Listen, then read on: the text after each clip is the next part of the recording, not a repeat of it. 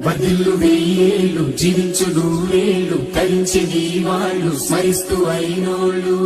నేల తల్లి గొంతు ఎత్తి పల్లెలన్నీ పల్లవించి తెలిపినాయి నీకు విషయం జన్మదిన శుభాకాంక్షలే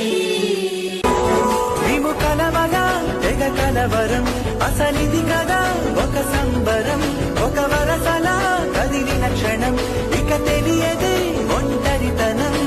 ఎన్నాళ్ళ దూరాలు కన్నోళ్ళిలా